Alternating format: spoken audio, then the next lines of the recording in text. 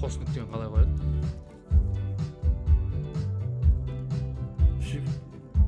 Жаңа трек 19:00 деп жазып қоя салмайын ба? Клип дейсіз? Жаңа клип ютубта дейді.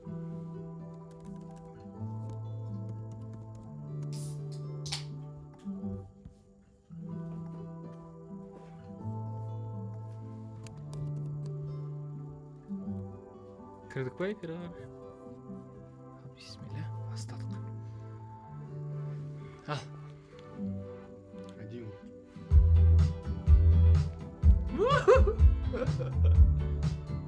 Кіріп жатыр ма? Эй! Эй! Фуллугне тап қойшы бат, бір жыл алып. Қозған сайын бір жыл айтып спорт. Дұрыс жылыңыз әлі. Фуллугне. Бұл жаққа ма? Кешірім сұрайым. Даусың басқан дұрыс па музыканы? Сәл ма? Сәл жай сел.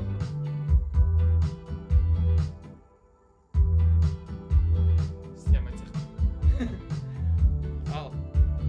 Бәріңізге ассалаумағалейкум, құрметті тыңдармандар, қалайсыздар? Сіздермен бірге мен Садрадин. Менің эфиріма қош келдіңіздер. Бүгінгі эфирда менің даусым сіздерге жақсы естіліп тұр ма? Досым сәл жай істеші. Қатты шығып кетіп отыр. Деймін. Бәріңізге ассалаумағалейкум, құрметті тыңдармандар. Қалайсыздар?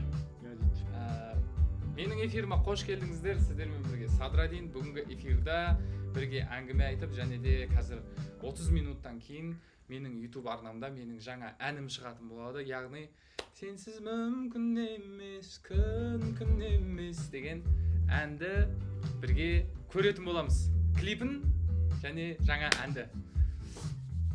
Қалайсыздар? Бәріңізге құрметті чат, құрметті көрермендер, бәріңізге дұғай светтеңіз.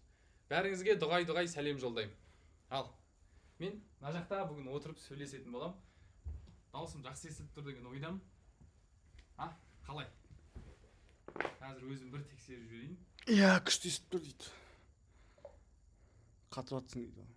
Невозможно қату. Қазір Twitch'ті бір тексеріп жіберейін.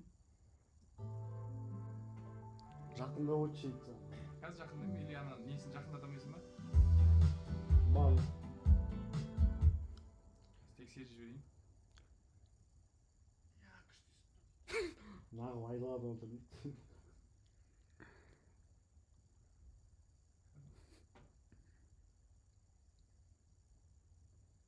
Уаа!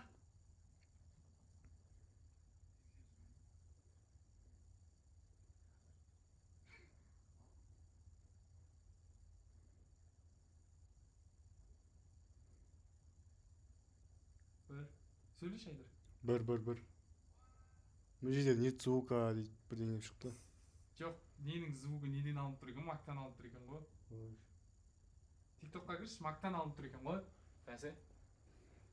Қазір мен негізі петличкімен сөйлеп тұрмын, бірақ звукты дұрыс қоймаппын да. Кешірім сұраймын.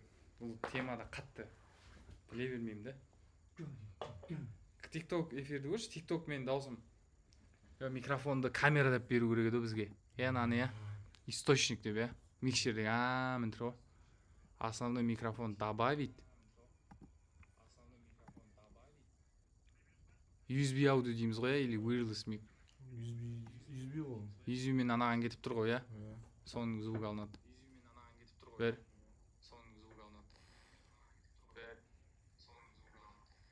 Қара, енді алды.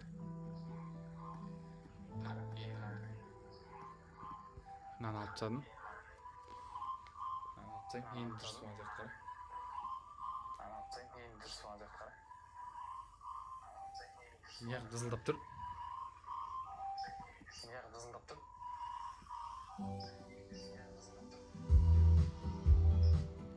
Асансер шасына. Асансер бірден бостан. Неге үйтіп тұр? Қазір техникалық ақау болып отыр. Кешіріңіздерші. Неге үйтіп тұр? Бәрін бұруден нормально істедіге? Камера жүзі шықты бұрды. Сәлем, жаңа көрермендер. Бәріңізге сәлем. Қалайсыздар? Мен түрім нормально көрініп тұр ма? Шашыма мән бермеңіздер. Бүгін осындай домашний болып отырайын дедім. домашний. Бұрылып көрем.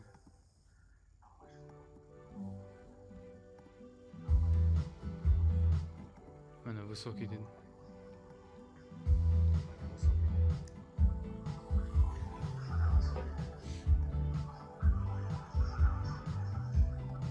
Ана кім? Қара ең нормаль болды. Айбай.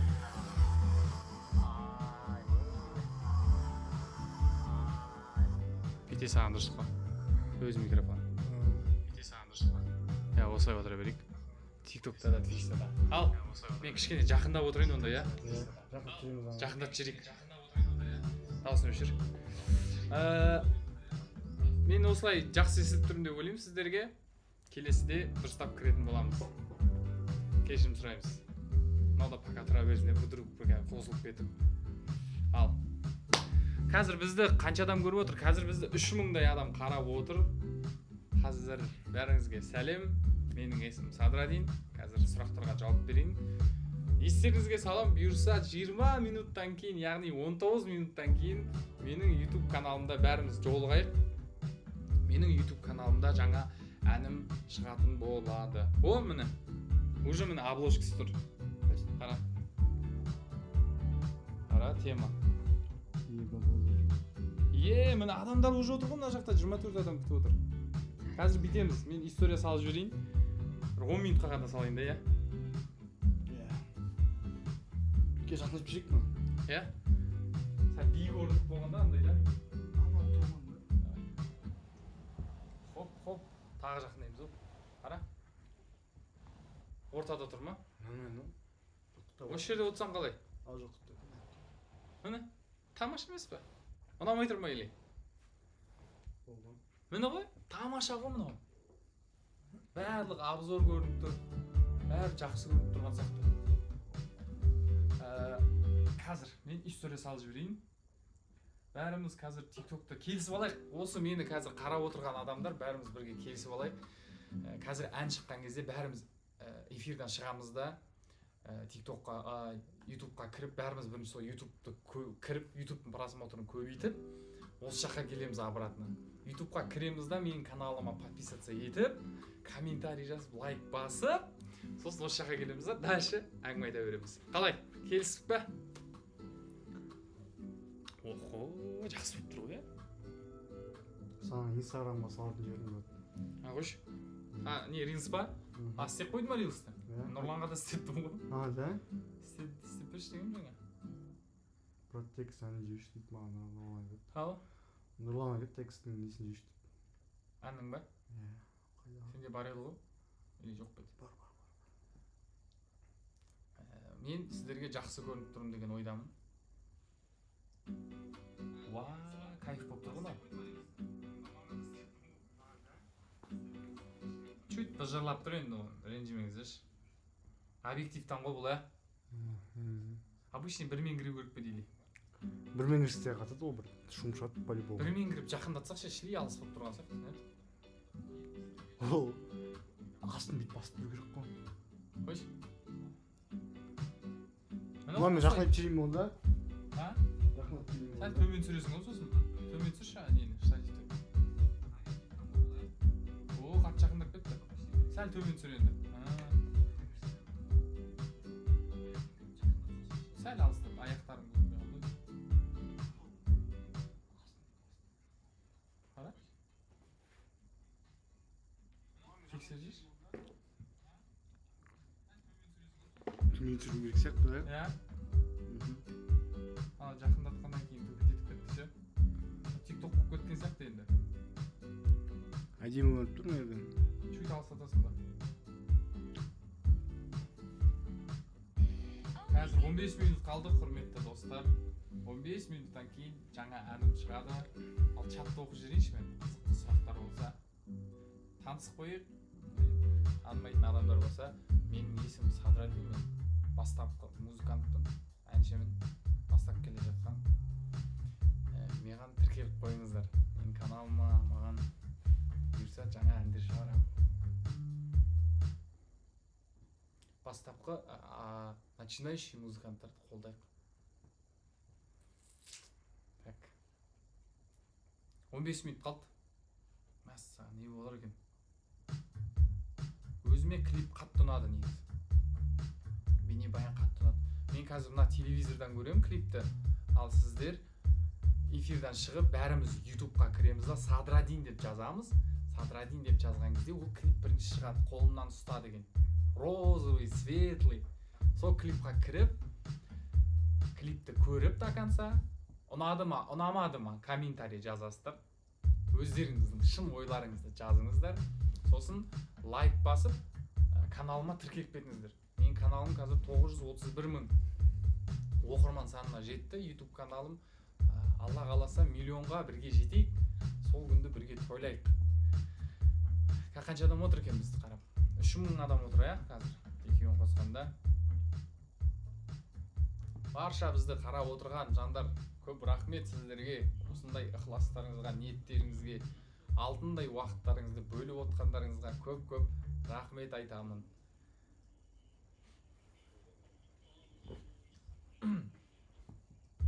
Бір ән айтып берейін бе әлде?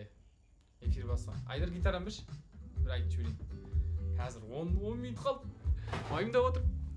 Уайымдап жатырмын, не болады екен деп.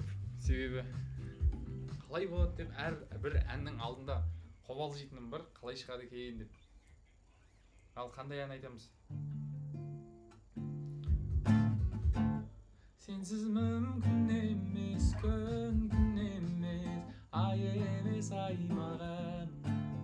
Қолдарыңнан сенің ұстап тұрып, сен жайлы ойланам. Сенсіз өмір емес, қызықсыз айналам. Қолдарыңнан сенің ұстап тұрып, мәңгіге байланам. Мен саған айналам. Осы ән қазір шығатын болады. Егер де сіздер әлеуметтік желіден, TikTok-тан, Instagram-нан естіген болсаңыздар, осы әнім шығады қазір. Қобалжып жатырмын, не болар екен? Қолдаймыз деп жазып жатыр. Көп рахмет, қуаныштымын. Качество кайф болып тұр ғой, брат. Иә, болды, әңгімесі жоқ. Бұл жерден біз жаңа әннің, яғни альбомның аранжировкасын жасап жатырмыз. Бұл менің Нұржан деген досым. Нәке деп таниды көбісі. Менің біраз әндерімді аранжировкасын жасаған, яғни қалай сіздермен түсін айтқанда дік-дік тіштеп дік-дік деп тұрады ғой сонда. Обычный сөзбен айтқан кезде. Уайымдап жатырмын! Айдар, не істейміз? Клип қараймыз қазір. Біз мына телевизордан келісіп алайық. Біз мына телевизордан қараймыз өзіміз. Сіздер бәріңіз эфирден шығып кетесіздер да. Бәріңіз эфирден шығасыздар да. Қазір емес. Сағат 7 болған кезде 12 минут қалды. YouTube-қа кіріп бәріміз нені көбейтейік. Ожидающий просмотр бар ғой. Сол кезде YouTube ойлайды. Мына видеоға интерес болып жатыр. Яғни бұл видеоны прокачивать ету керек, көп адам білу керек дейді да, көп адамдарға көрсетеді. Сондықтан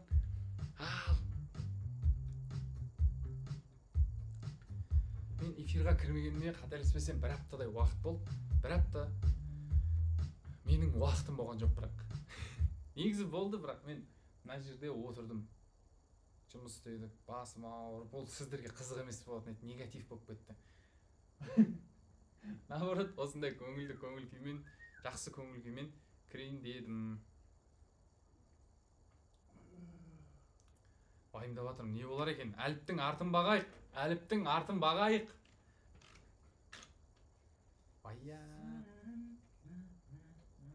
Сенсіз мүмкін емес, күн емес, ай емес ай маған. Қолдарыңнан сенің ұстап тұрып.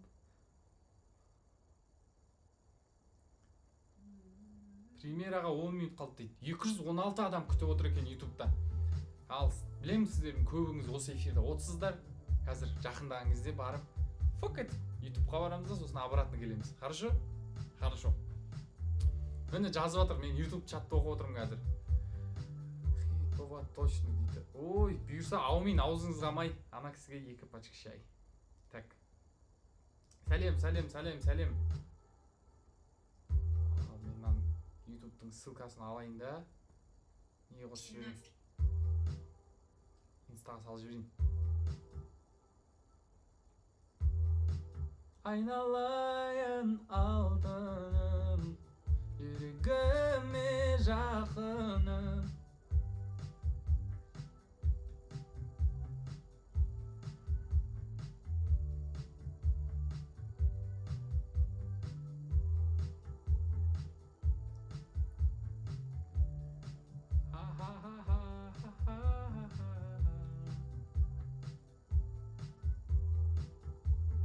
Лайын.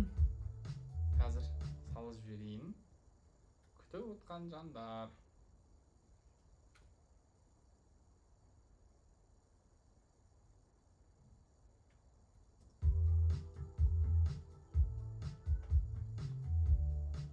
Жүрегіме жақыным, өзіңмен.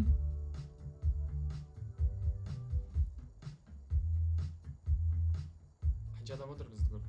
Дайынсыздар ма? 5 минуттай, 9 минуттай қалды. Сала берейін.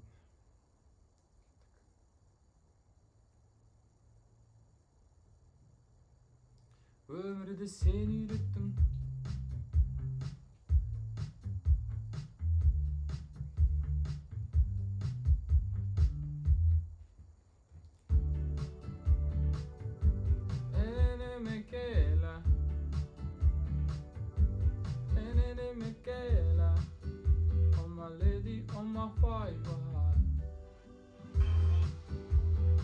Stories салдым, енді Reels'тан да енді алайын. Салатын Reels'тан. Қазір еміске жетіп отырмын. Үлгермей жатырмын.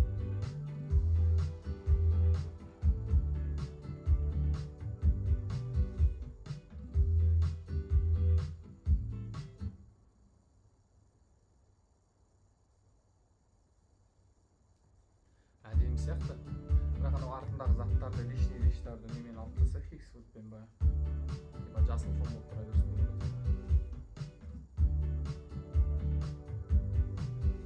О, менің каналымда обновление болды. YouTube каналым дизайн өзгертті, қараңыздар. Садрадин, мынау тема сияқты, мне кажется. Синий болып тұрды. 427 адам көріп отыр. Әдемі. Сосын менің қазір каналыма, YouTube каналыма тіркелгеннен кейін нені баспаңыздар, қоңырау шаны. Сол кезде менің каждый әнім шыққан кезде біліп отырасыздар шыққан. Сіздерге уведомление келеді даңқ еткізіп. Мынаны қайттан саламаймыз ғой, айдар. Қайттан соны салсақ қате болып қалмай ма? Дәл сол алдында салған сниппет қой. Бұны мақұл историяға салайын.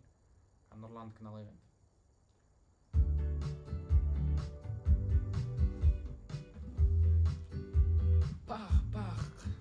Қанша адам көріп отыр бізді? 2500 адам көріп отыр екен. TikTok'та, Twitch'та, білмеймін, 1000 адамдай отырған шығар. Ал 7 минут уақыт қалды. Не болар екен, а? Әліптің артын бағып уже бар ғой.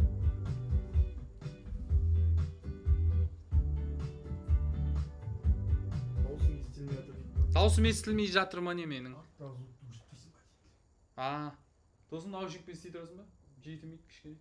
Сосын бірге клип көріп тұрайық. Кешіріңіздер, қазір наушникпен істей тұрыңызшы деп айтам. Уайымдамаңыздар, айтып қойдым. 2700 адам көріп отыр. Сәлем. Телефонға қарағанда кайф тұрған. Айналайын алтыным.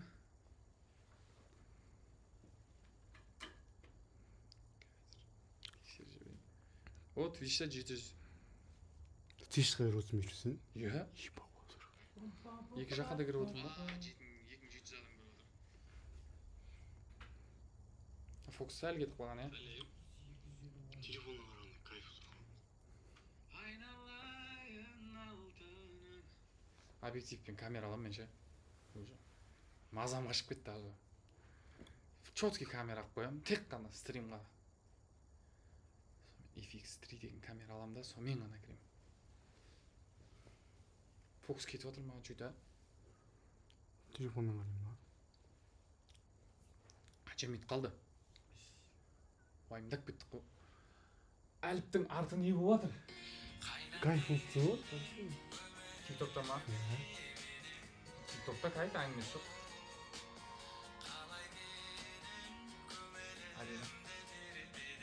Осы жерін салайын, ә? Арманымда басқа жан еді. Қалай сүйдім сені білмеймін. 5 минут қалды, 5 минут. Қалай сүйдім сені білмеймін соны. Не сиқырың бар еді. Сенсіз мүмкін емес, күн емес, ай емес ай маған.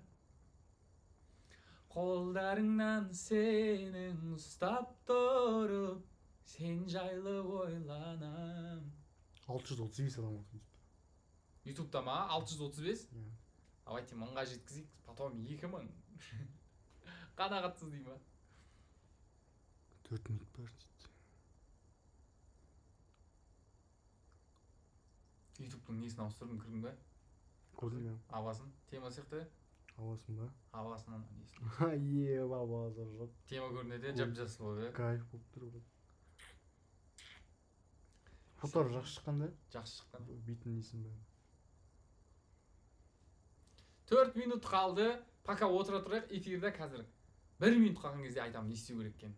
Бәріміз дақ еткізіп ютубтың бәрін көтерейік. Ютубтың просмотрын көбейтіп алайық. Потом дальше әңгіме айта береміз. Прикинь, жай просмотр көбейтіп алғаннан кейін жай тиктокты өшіріп эфирден шығып кеткен. Жоқ, ондай болмайды. Айтылған сөз атылған оқ дейді ақтам қазақ. Қай ата-бабаң стримда 3500 адаммен TikTok'та жаңа ән шығарып жатыр еді, және Twitch'та 1000 адамдай отыр. 700 адам отыр. 800 адам. Қай ата-бабаң? Шашың дұрысташ, түрің көрінбей тұр дейді. Шашымды сол мен короче Түрің көрінбей жатыр. кепка ұмытып кеткенмін ғой ше. Ренжімеңші. Міне. Осылай. Бола ма?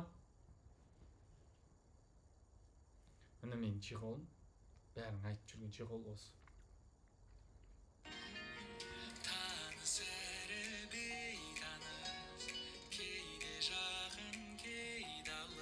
Екі минут қалды. 2 минут? Уайымдап жатырмын. Ал, мені жаңадан қазір TikTok'қа кірген тыңдармандар айта кетейін не болып жатқанын бүгін. Менің атым Садрадин. Менің бүгін 19:00-де YouTube каналымда жаңа ән шығады. Сіздер TikTok'тан естіген болсаңыздар егерде сенсіз мүмкін емес, күн емес, ай емес ай маған деген әнім қазір 1 минуттан кейін шығады. Біз қазір мына жерге эфирдағы адамдармен былай келістік. Бәріміз қазір 1 минуттан кейін бәріміз ютубқа кіреміз да Садрадин қолынан ұста деген видеоға кіріп клипті до конца көріп, ұнады ма, ұнамады ма 900 адам отыр. комментарий жазамыз да лайк басып менің каналыма тіркелетін болдық, короче. Қанша минут? 1 минут қалды ма? 913 адам отыр. Қазір давайте сол бидик, бәріміз қазір мына стримнан шығайық уже. Сөйтіп ютубқа барып, менің ютуб каналыма кірейік. Садрадин деп жазсаңыздар шығу керек. Розовый, короче. Қолынан ұста. Қолымнан ұста деген ән. Жаңа клип. Давайте бәріміз клипті көріп, қайтадан оралайық қазір. 1 минут ютубта ожиданиеде тұрсаңыздар, клип жақты шығады. Досым, айтшы, ютубтан қойып жеші деп. Клип қарап жейші. Ал! Бәріміз шығайық, эфирден шығайық. Жұрттар кіргізамай атса, біз шығарамай атық. Шығамыз эфирден. Эфирден шығамыз. Ма 4000 адам тұр. Шығамыз, кіріп атсыңдар. Ютубқа барсаңдар. Шығың, Шық, көбейіп атқан ше адам. 4400 болып кетті. Шық. ютубқа кіреміз, құрметті тыңдармандар. ютубыма кіріп, ютубымдағы видеоны көрейік. Қазір клип шығады, жаңа клипті көріп, қайтадан келейік. 1200 адам отыр. Мәссаған. Шығың. 4500 болып кетті. 4000. Әй, шығың. TikToktан шығың, YouTube-қа кірің, пожалуйста. Бастабай деп жатыр, 2 минут қалды. Шығыңдаршы, пожалуйста. TikTok-қа кіреміз. Ой, YouTube-қа кіріңдерші. YouTube-қа кіріп, менің қолымнан ұста деген тірегім шығып жатыр әні.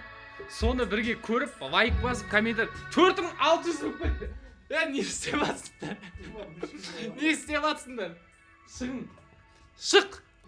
Ешкім сендерге рұқсат берген жоқ кіруге. Шығың. YouTube-қа кірейік, пожалуйста. Бұйырғаны болар. О жақта да қазір почти 1500 адам отыр екен.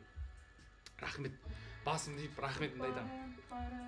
Уақыттарыңызды бөліп, бізді қарап отқандарыңызға көп рахмет. Бұның бәрі әзіл әрине. 5000 адам қарап отыр екен бізді. TikTok бәріңізге рахмет.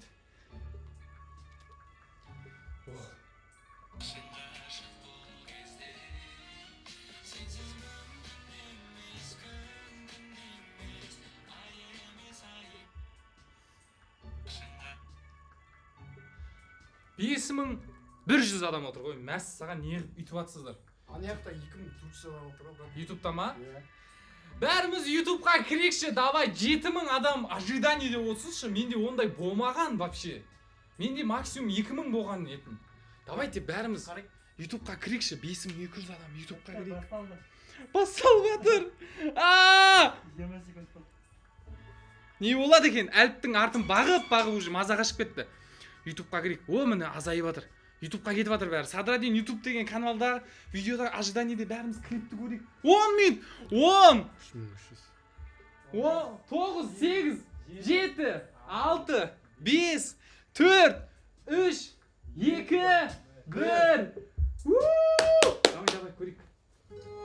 Уайымдап жатырмын. Не болар екен? Әліптің арты не болар екен? Көрейік. Dağılsın çıkarsın. Çıkar versin. Tanız ere beytanız, кейде жақын кейде алыс, жандар едік екеуміз бір кезде, сыймайтындай ақылға болды да бір оқиға. Шыңға ашық бұл кезде, сенсіз мүмкін емес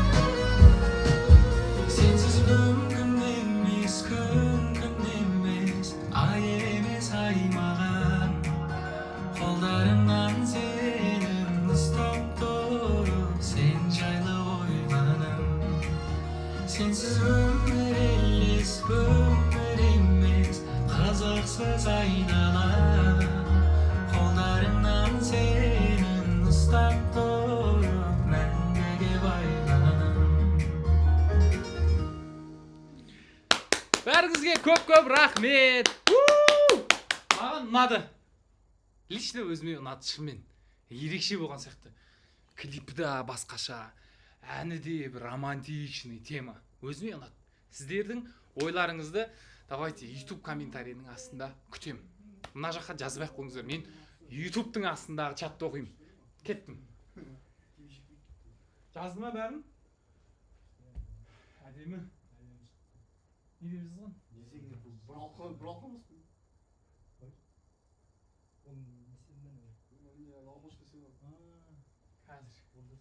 Ал, YouTube'да қанша адам өтті жаңа? 4 мың адам өтті ма вообще? Тамаша? 1000 комментарий. Сенсіз мүмкін емес. 1 минутта 1000 комментарий болды. 2 минутта. Рахмет. Рахмет халқым. Міне 5000 адам. Уже көбейіп жатыр обратно. Ал, давайте кіріңдер. Обратно общаться етіп тастайық. Жаңа общаться еткілерін келіп жатыр еді. Общаться етіп тастайық. От жіберіп жатыр. Рахмет. Что-то күшті деп жатқан сияқты. Надеюсь, күшті деп жатсыздар. Надеюсь. Ал, мен рилсім мен тиктогымды салып жіберейін, маған 1 минут уақыт бере тұрыңыздар. Өздерің әңгіме айта тұрыңдар. Иә, 1 минут уақыт бере тұрыңыздар. Мен қазір тиктогымды салып жіберейін. Ыстықтап кет. Жанып кеткенсің. Машине гамаж киіп алған ғой мынаны. Қалың.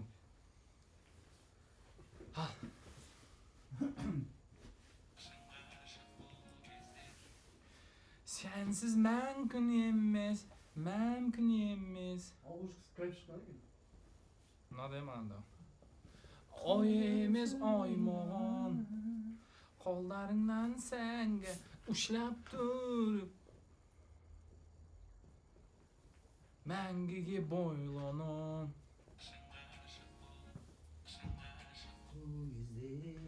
Сенсіз мүмкін емес, күн емес.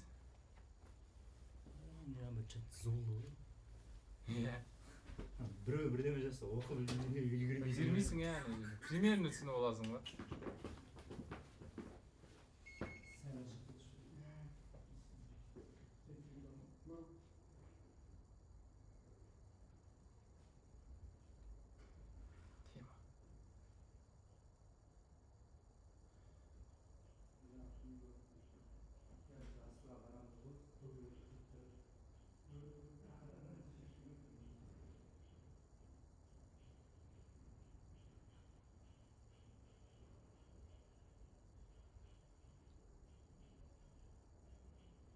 Мен алдында рилстарыма не деп жазушы едім, екеуі де кетіп қалды телефондарына.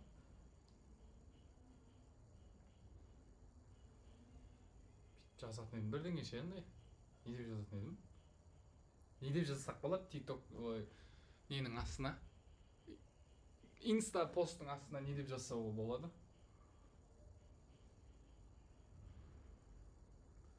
Садрадин қолымнан ұста деп жазайын, да?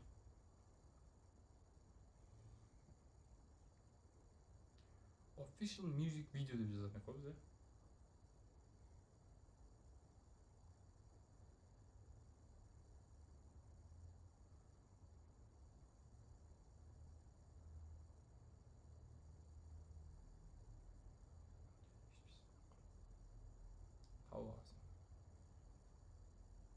Приятного прослушивания деген қазақша не дейді?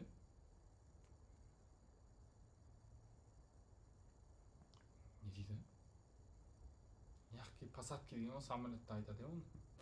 С легким паром деген баняда айтады. Приятного просмотра деген кино көргенде айтады. Не десек болады? Приятного прослушивания дегеннің қазақшасы керек болып тұр бізге.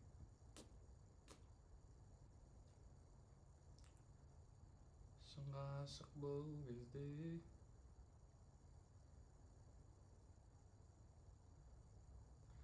сенсіз мүмкін емес, күн емес, ай емес ай маған.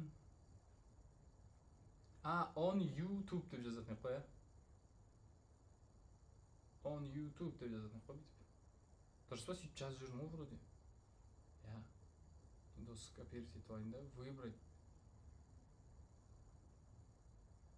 Выбрать дейміз да. Ал, бисмилля деп рилсті салдық. Бисмилля деп сөз бастамаған атам қазақ, бисмиллясыз. Бисмиллясыз сөз бастамаған. Мына звуктың астына салайын да, түрім қашып кетті айтпайсыңдар ма? Брат, түрің қашып кетіпті деп айтпайсыңдар ма? Ал, кеттік. 3000 видео түсіріліпті оны. Сенсіз мүмкін емес.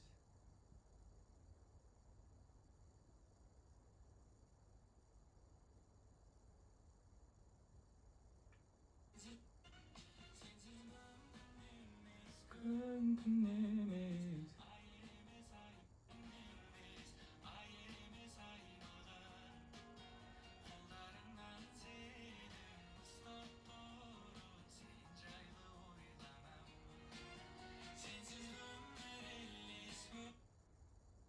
Өмір емес, қызықсыз айналам.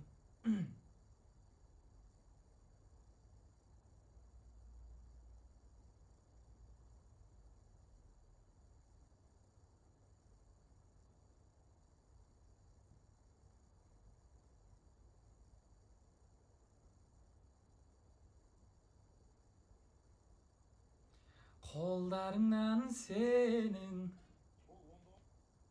Рилсті да, тиктокты да салып атырмын қазір. Енді бізге инста сториске салып жіберу керек. Мен өзім посттарымның барлығын өзім жазам. Мен тиктогымды, инстаграмға бәрін өзім салам. Ютубқа басқа адам салады. Себебі ютубта кішкене өзінің нюанстары бар, дұрыстап салу керек. Ал бірақ мен үшін инстаграмды, тиктогымды ешкім жүргізбейді. Ешқашан да жүргізбеген. Өзіме ұнайды жүргізбеген. Өзім, мне кажется, жақсырақ түсінемін. Басқа да бір адам салып беретін болса, ол кішкене білініп қалатын сияқты да. Ол дұрыс емес деп ойлаймын. Өзім сағанға не жетсін. Ал.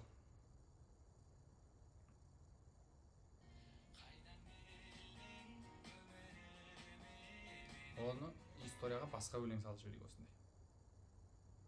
Бірінші куплетін салайық та. Таныс әрі бейтаныс деген. Кейде жақын. Ей?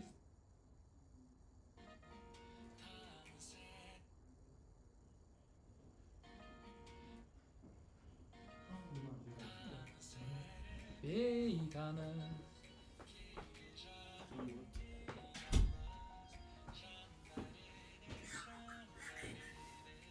İkimiz bir gizli sığmaydınday akılga.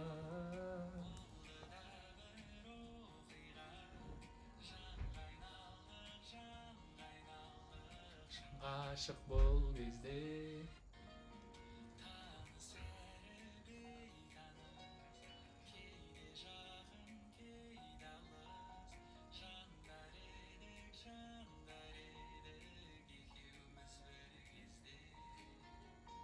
Sığmaydınday akılga.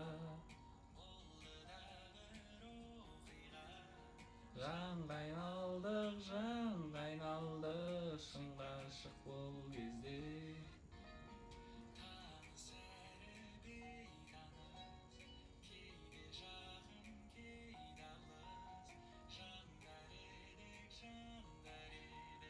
İkimiz bir gizli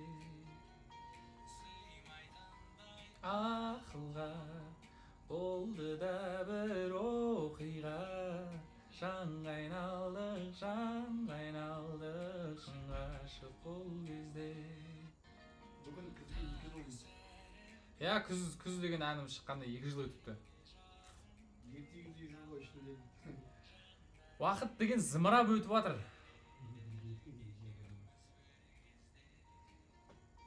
Мына гифканы қалай алады?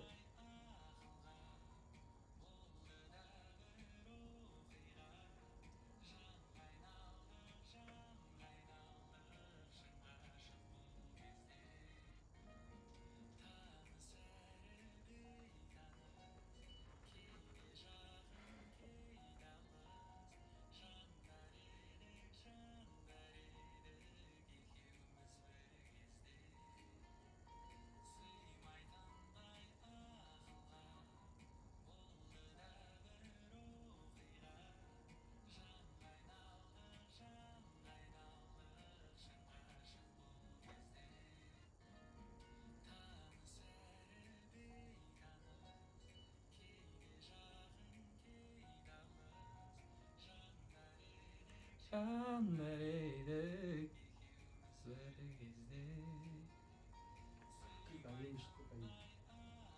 Ja, маған да ұнады. Оқиға шынға ғашық бұл кезде.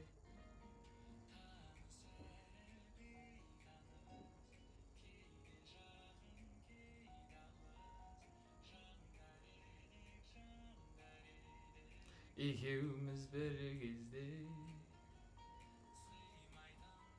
ақылға. Ал.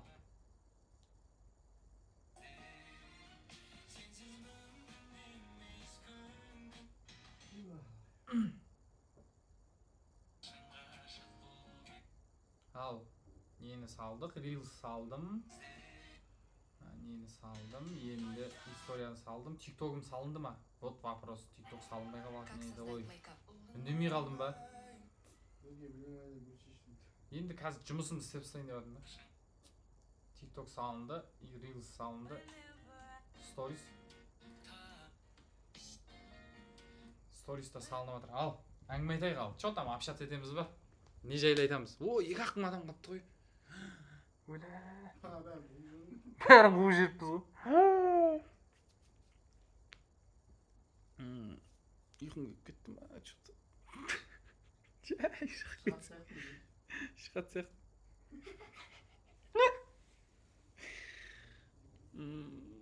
Так. Садрадин сәлем. Бәріңізге сәлем. Жаңадан келген көрермендер болса, бәріңізге жалынды сәлем жолдаймын.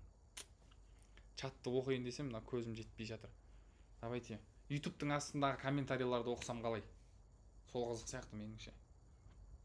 Давайте YouTube'тың астына комментарийін оқып, жауап берем. Кеттік. Қызықты бір, күшті бір комментарийлар болса, оқиық. Кеттік.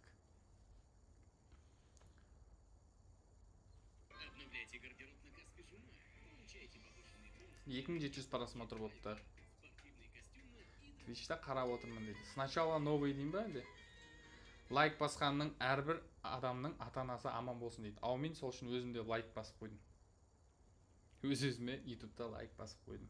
А то кім басады? Өзім басып қоймасам аккаунтым. Мына өзбекше жазыпты. Өзбекше де тыңдармандарым бар. Шүкір, рахмет. Өзбекстаннан. Пусть каждое ваше выступление станет новой историей. Пусть каждая ваша песня навсегда останется в сердцах. Пусть сцена заставит вас сиять еще ярче, а ваш талант еще ярче. Пусть каждая мелодия, исходящая из вашего голоса, пробуждает надежду и вдохновение в сердцах людей. Пусть путь, предназначенный вам, будет путем роста и успеха. Рахмат, ака, рахмат, акаджан, амин, рахмет, рахмат, акаджан. TikTok'тан келгендер біз біргеміз дейді. Біз бірге. Twitch'та отырып көргендерден лайк, әрине. Лайк басқан әрбір адамның үйіне бақ келсін дейді. Сол комментарийға лайк басып қойдым. Садыр қуып жіберді TikTok'тан шық. Сендер ше неге ондайсыңдар, е? Бәлеқорланып, соны жазбай қойсаңдар болмай ма, е? Бүкіл семья болып көтіп отырмыз дейді. Сезім дейді. Сезім сіздің ата-анаңызға, үйіңіздегілерге бәріне сәлем. Бақытты болыңыздар. 2026-да көріп отырмыз дейді. По-любому басқа вариант жоқ сізде. Сізде қазір настоящий времяда көресіз. Қазіргі таңда. По-любому үйленем саған деп қоясың. Так, TikTok эфирден келгендер лайк. 2028-ден сәлем, 2026-да жазып кет. Типа 2 жылдан кейін алайық деп тұр. Прикольно. Ал, тағы бір ұзақ комментарий жазып, соны оқып жіберейін. Садрадин аға, бүгінгі жаңа әніңізді тыңдап отырып, жүрегім ерекше толқып, көзіме ерексіз жас келді. Әрбір сөзіңіз жан дүниемнің тереңіне жетіп, жүрегімнің нәзік қылын тербетті. Сіз ән айтқанда ол жай ғана әуен емес, ол шынайы сезім, жүректен шыққан үн. Даусыңызда сондай бір мейірім, сондай бір тазалық бар. Тыңдаған сайын жаным тынышталып, жүрегім жылуға бөленеді. әрбір туындыңызға бар ықыласыңызбен, жан тәніңізбен орындайтыныңыз сезіледі. Бұл Алланың сізге берген ерекше сыйы. Садраддин аға, өнеріңіз өрлей берсін, шабыт шырағыңыз ешқашан сөнбесін. Сіздің әндеріңіз талай жанға үміт пен күш сыйлап, жүректерге жарық нұр бола берсін.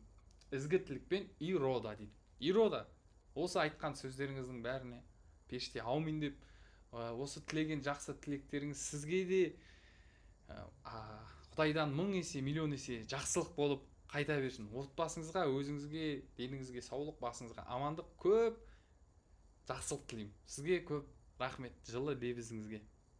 Және де мен білем, қазір қаншама сообщениелер бар, мен әлі хаттар бар, оқи алмай жатқан, барлық жақсылық тілеп жатқан, пікірлерін білдіріп жатқан жандарға сіздерге көп рахмет.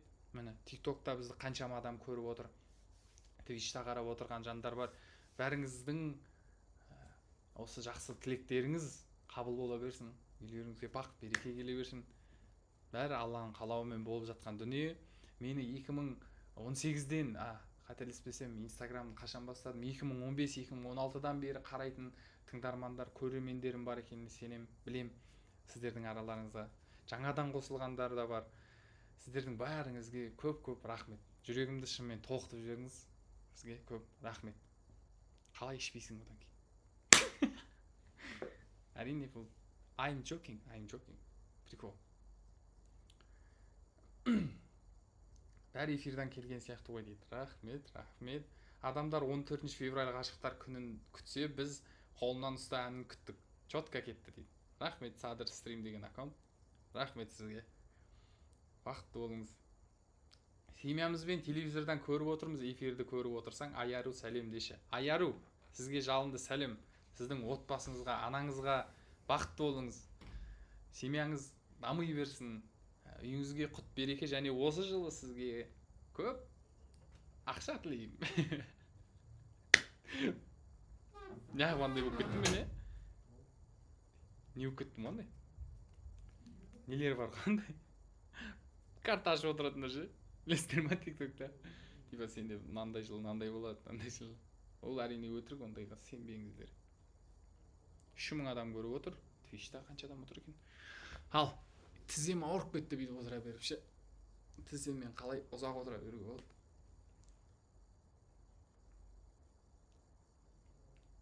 Рахмет.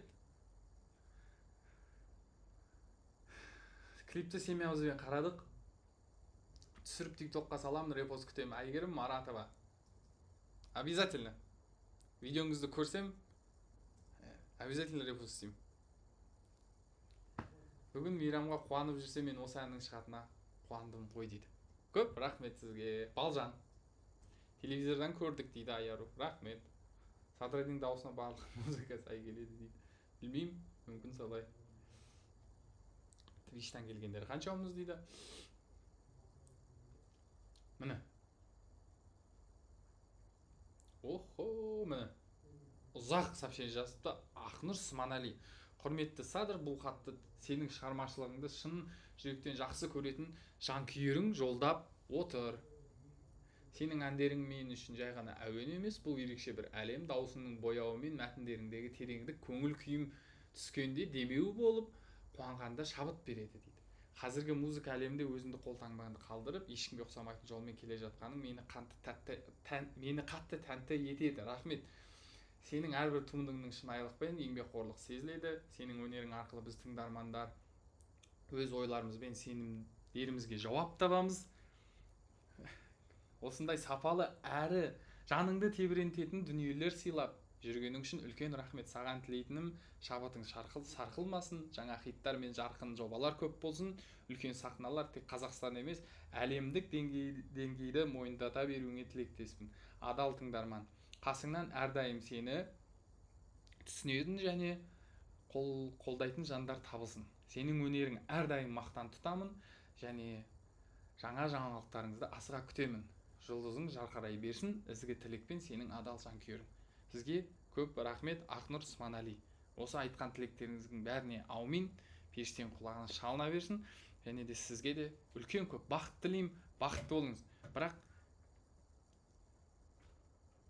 қазір давайте осыдан кейін келсек чат GPT-мен жазу жоғынан өзіміз жазайық шын жүректен. Жоқ, мен сізді айтып жатқан жоқпын чат GPT, бірақ сөйтіп жазатындар да бар да, мен білемін да оны. Чат GPT-мен отырып алайық. Чат GPT, пожалуйста, приготовь приятные слова, текст для Садраддина жазып береді ғой. Өйтіп жазу жоғынан келісіп алайық. Бірақ өйтіп жазсаңыз да сіз главный соған тілеулес болып тұрсыз ғой. Аумин, рахмет. Бірақ Ақнұр өйтіп жазған жоқ. Ал күз 2014-02-24, қолынан ұста 14-02-26. Иә, бұл сәйкестік пе? Бұл сәйкестік ешқашан болмайды дейді бұл әлемде. Бәрі. Тізем ауырып кетті ше. Өзім шашым ауырып жүретін айыр. Ойбай. Пытырлады, естіңдер ма? Кеттік. Қаншадан болды? Қаншадан көріп отыр екен? Міне рекламасын тығып болды ютубта да, е? Реклама шығарып жатыр. Көріп жіберейік ал. Қазір субтитрін жазып жібереді, сонымен бәрі тема болады. Ал әнді площадкалардан іздеп жатқан жандар болса, ән түнгі сағат 3-те шығатын болады. Площадкаларға, яғни. Көп хаттар жазып жатыр маған. Инстадан, әр жерден.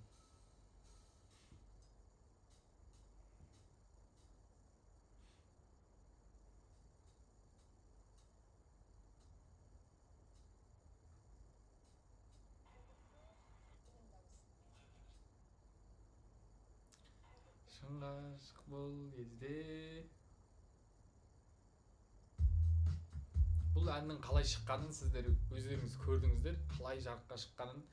Мен Рамазан деген досым бар, сол екеуміз жазған болатынбыз.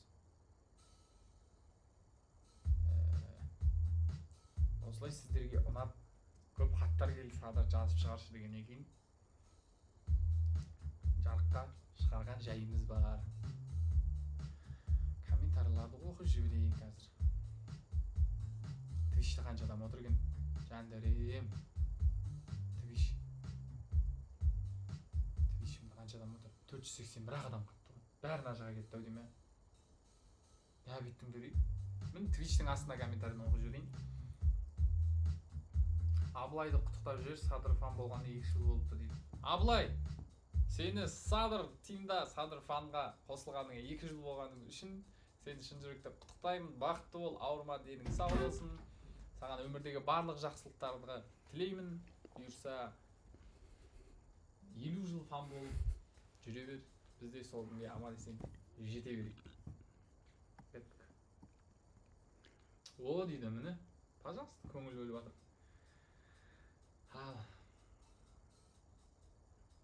Бүгін нені 69 адам көрді бо, прикинь. 69 адам көрді бо. Тиктокты ма? Бағда жоқ. 2000 адам подписка жасаған саған. Қанша лайк бар?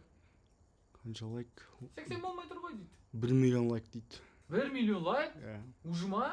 1 миллион 100 мың лайк дейді. Базар жоқ. Ешкім айтпай өздері басып жатыр. Жандарем. Рахмет. Мен тиктокқа что-то үйреніп алдым ше. Қайталап өтейін сосын. Маған андай подарктар жібермеңіздер. Мынандай басқа киетін корона ондай жібермеңіздер. Сіздердің жай ғана шын ниетпен басқан лайктарыңыз үлкен подарок біз үшін. Бөлмені айтшы дейді, байқау үшін дейді. Бірдеңе деп бағадан бері бәрі жазып жатыр. Бөлмені айтшы.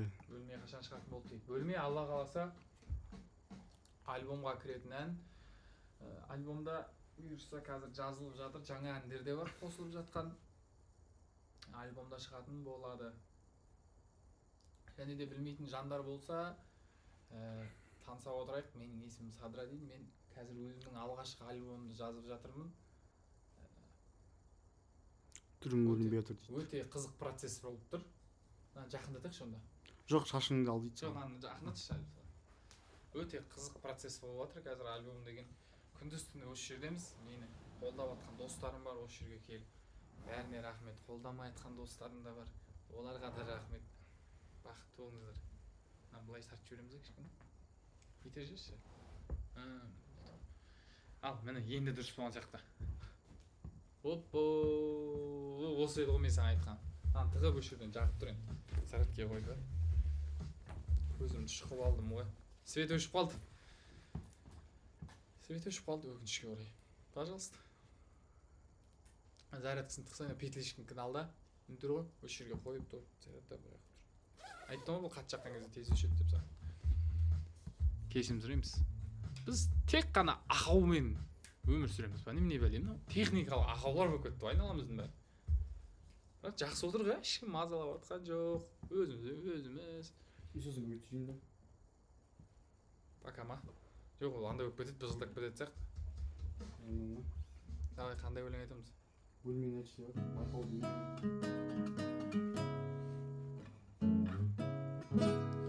Бөлмені алдында айтып бердім ғой?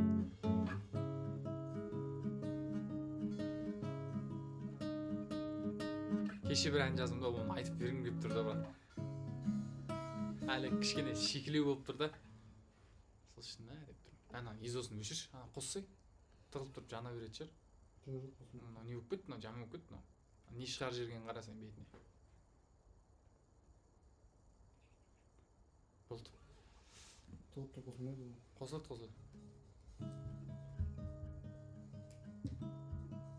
Енді не істейміз? Осылай отыра береміз, ә? Нормально ма?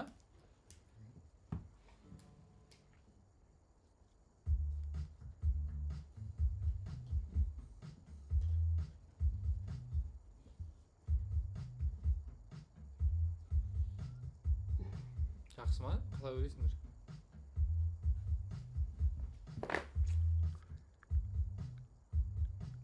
Штатив заказ берші. Жақсы дейді. Бұл нормально сияқты? Өзі домашний отырып қой. Домашний болып тұр. 58 минут болыпты. Давайте мен комментарийін оқып жіберейін әлі де. Нормально пойдет дейді. Все, уютно дейді. Все, кайф. Нәке сәлем деп қойсайды осы мынайға.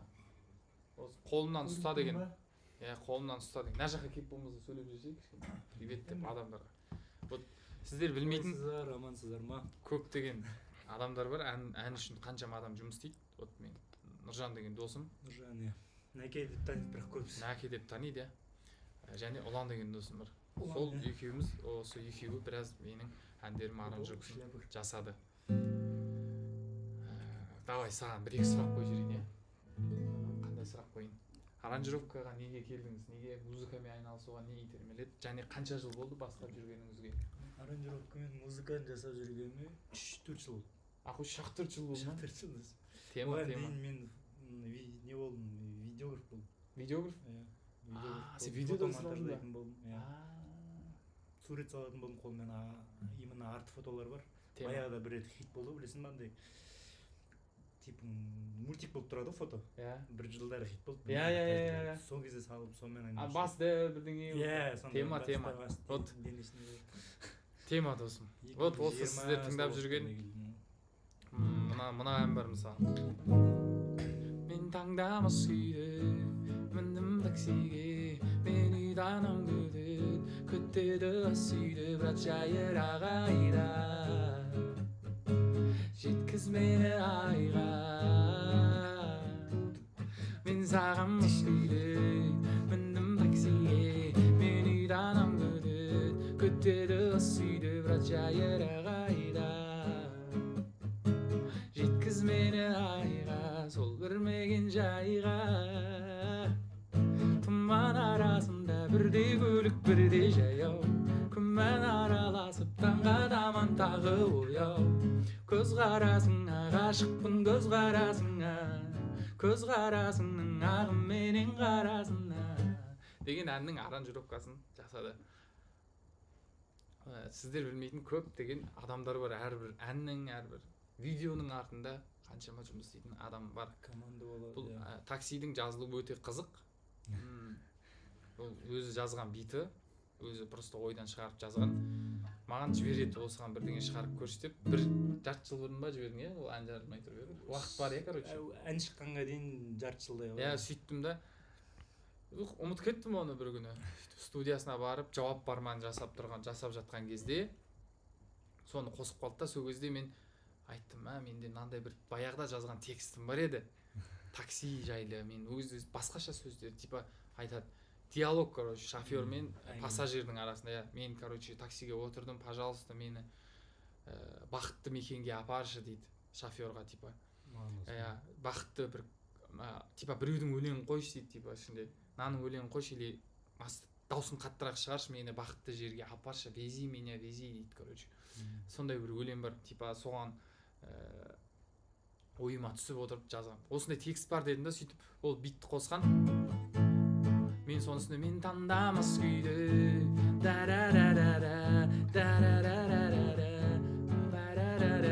жайырақ айда деп шығардым да. Сөйтіп примерно жазып алып, үйге барып, дұрыстап текстін жазып алып келіп көрсеттім. Жауап барманы да тоже тез жазғам. Оның аранжировкасы тағы қандай біраз өлең істедім ғой. Бар, сосын телефон бар. Сосын Қарағым ай бар, Ай, қарағым ай, сызылып қарадың ай. Қарағым ай да қызық, негізі қалай шыққан. Қарағым ай міне мынандай ән, сіздерге түсіндіріп берейін. Мен әнді білесіздер, ұзақ шығаратын адам, шепетеймін да өзім жұмысыма, білмеймін. Сөйтіп қарағым айды, короче, бүйткем. Басқа тыңдайшы. Бүйтіп қарағым айды жазып аламын, міне. Просто гитарада өйтіп шығады сөзімен, қайырмасы полный бүйтіп. Ай, қарағым ай, сызылып қарадың ай. Сөйтем да мен әкенің студиясында отырған кезде айтам, осындай ән жаздым, қарашы деп. Сөйтеді да ол тыңдайды да, мына қалай бола ма? Аранжировка істеу керек еді деп, боссың ба деп отырды да. Мен тоқташы бірдеңе істегем дейді да алдында. Короче, бір аранжировканы ашады, көрсетеді, оның осындай аккордтары да осындай, темпі да осындай, және стилистикасы да біз қалағандай болып шығып тұр ғой. Тональсына дейін бірдей болды, біз, короче, көтереміз дедік та, тональсын жоқ, обратно дедік та, өзін жазып. Өзгерттік қой. Сол күні мен тұрдым да, мынаны жіберсей маған дедім. Жіберді да, мен мына жерге, өзім студияма келдім да, өзі куплеттер жоқ. Бүйтіп ректі бастым да, міне, пах еткізіп. Сөйттім да, тура қарап айтарым, жүрегімді шайқадың деп, сол жерде қосып отырып, өшіріп қосып отырып, ойыма түсіріп жаза бердім. Мен енді шықпайтын өлең деп ойладым да. Сөйтіп көбісіне ұнап қалды, сонымен шығардым. Сондай ол да қызық болған жазылуы. Қазірде мен альбомда біраз әндер жасап жатыр. Күндіз-түні осы жердеміз. Күндіз-түні түнгі таңға дейін барлығын осы жерде жасап жатырмыз. Енді сіздерге қызық история болса деп айтып беріп жатқаным осы. Бүгінгі қолымнан ұста деген әнді де бір күннің, 2 күннің ішінде жасадық. 2 күннің ішінде полный бітірдік. Клипін де, тез бітірдік. Клипін де тезірек аяқтадық. Ай, қарағым ай, сызылып қарадың ай. Ай, қарағым ай, жап-жарық жанарың ай.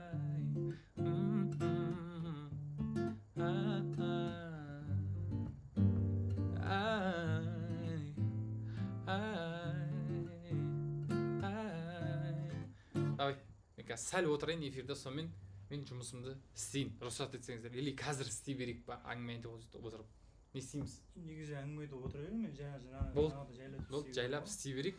Сосын мен кішкене әңгіме айтып та, мына жаққа да барып үлгерейін бәріне. Эфирден де шыққым келіп отқан жоқ, әдемі болып жатыр эфир.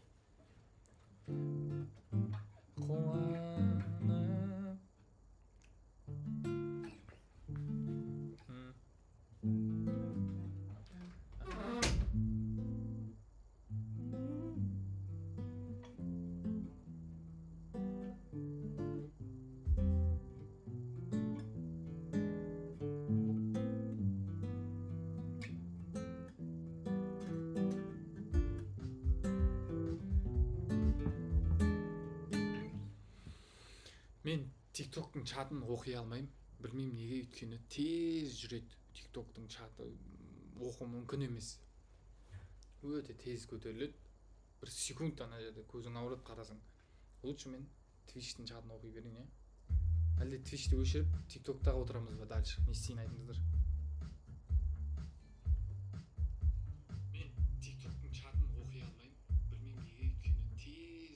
качествосы жаман болуп турганына ренжимеңиздер. Светтин зарядкасы өчүп болду. Тез көтөрүлөт. Бир секунд ана жерде көзүң ауырат карасаң. Лучше мен Twitch'тин жанына окуй берейин. Мен жакшы камера сатып алдым. Болду.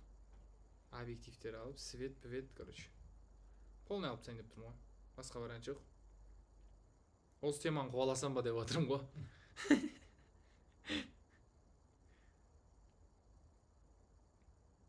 Гитара жарасат маган, э? Караңдар. Бүйтіп фотосессия істесем қалай бүйтіп? Гитараммен. А? Бүйтіп отыр. Қазір де істеп жүріңдерші болмаса. Качествосы жаман да, бірақ андай программалармен әдемі боласыңдар ғой.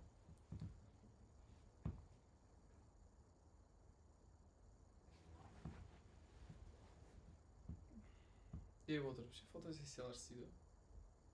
Бүйтіп қойып. Гитарамен фотосессия істеймін. Сондай керек болып отыр өйткені. Легендарный гитара бұл. Жаны.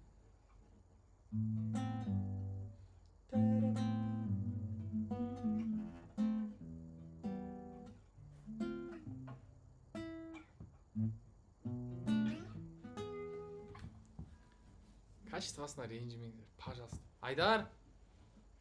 FX заказ берейікші. PSP-ден аламыз ба, или біреуге алдырамыз ба? Алайын, брат. А? Ойбастан алайын. Ойлықстанда зачем? Старый ғой, правее көп. Новый аламыз, а? Новый дұрыс қой техника. Брага бар шығар ертең. Тексер алғын. 200 теңгеге арзан болады ол. Тексер алғын. Ал, сосын айтпақшы. Айта кетейін. Мен алдында фан аккаунттарға 10 мерч пакет 10 мерч сыйлайын деп уәде еткен едім. Маған видео істеген жандарға. Соны қазір мен көрдім, бір хэштег ойлап тапқан. Садыр фан тим деген ба, әлде қателесуім мүмкін. Сол хэштегке бәріміз салайық. Оның результатын қашан таңдаймыз. Соны айтып жіберейік. Ha? Давайте, сөйтейік. Соның аккаунтқа хэштегке бәріміз сол бірге хэштегке салсақ, маған көруге оңайырақ болады. Сол хэштег арқылы таңдай бере аламыз. Және де алдында TikTok'та жылап отырған қызды білесіздер деп ойлаймын. Ол қыздың алдында аккаунтын сұраған едім мен. Аккаунтын таптық, қазір сөйлесіп жатырмыз. Шымкенттің қызы екен. Кішкентай қыз жылағанына кішкене жүрегім ауырып қалды.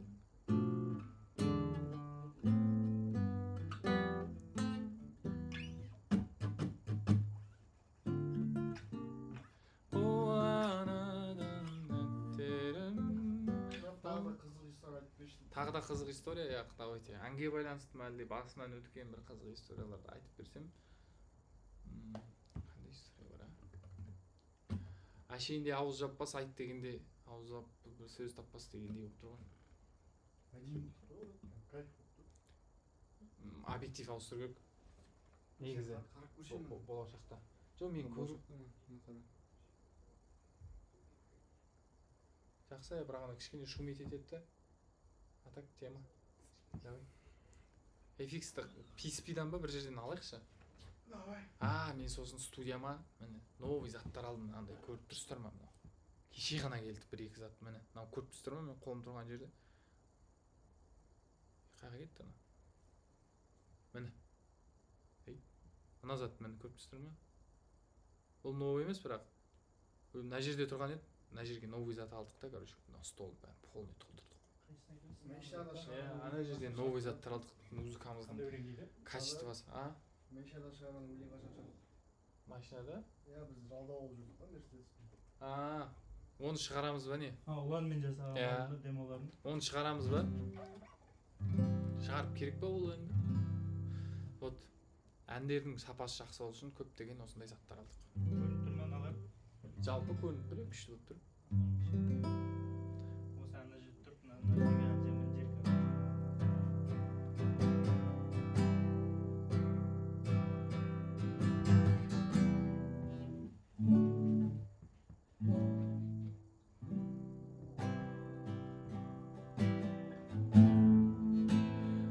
Остава beni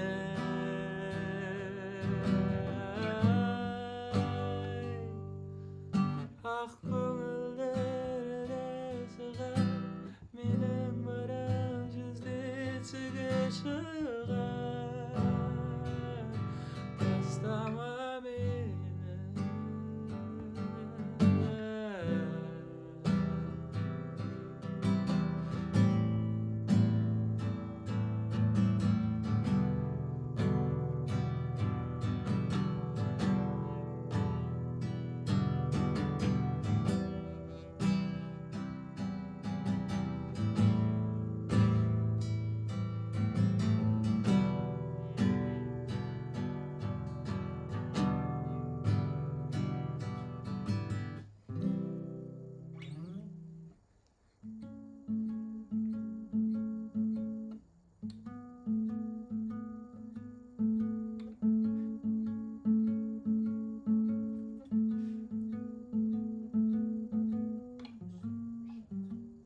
Kemek mi? Hı hı. Жақсық.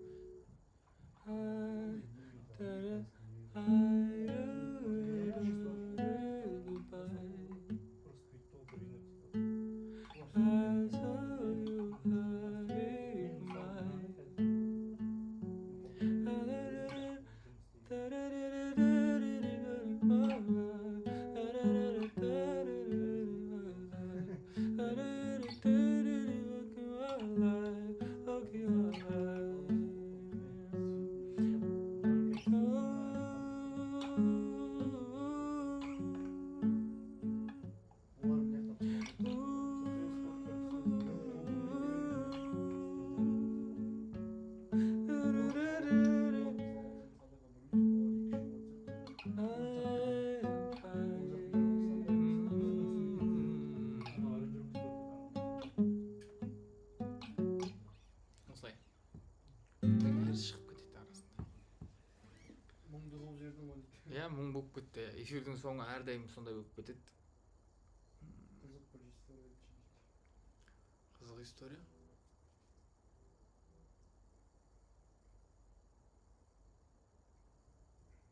Не бар еді өзі?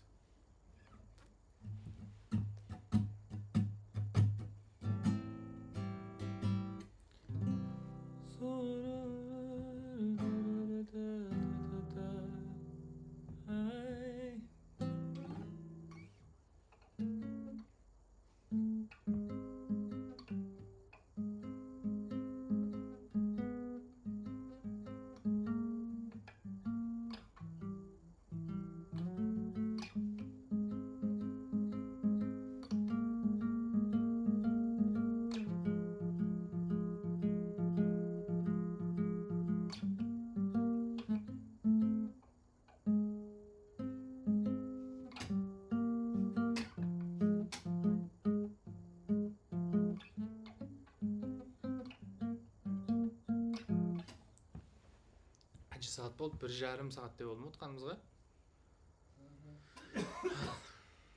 Ары қарай біз жұмысымызды жасайық. Эфирда бізбен бірге болғандарыңызға көп рахмет. Бізді қолдағандарыңызға, әрқайсыларыңызға көп рахмет. Бақытты болыңыздар, аман болыңыздар. Келесі кездескенше. Бұйырса ораза келе жатыр 5 күннен кейін. 5 күннен қоя? Иә. Бәріміз ниеттеніп соған, Құдай қаласа. Ал, мен бүгін эфирді бірге өткізгендеріңізге көп рахмет. Тыңдармандарыма, көрермендеріме көп рахметімді айтамын. Меніңше қызық болды деп ойлаймын. Бүгін жаңа әннің тұсаукесерін істедік эфирда. Бір кішігірім әңгіме айттық. Кішкене шаршап қалдым ба, сөйлей беріп, айғалай беріп. ары қарай эфирден шығайын. Ал келесі кездескенше бақытты болыңыздар, аман болыңыздар. Сіздермен бірге болған Садрадин. Сау, саламатта болайық. Пока. Эфирді өшірем. Выйти из эфира. Эфир емес кефир. Twitch енді өзіміз қалдық. Тегесін. Пока. Шығайын. Давайте.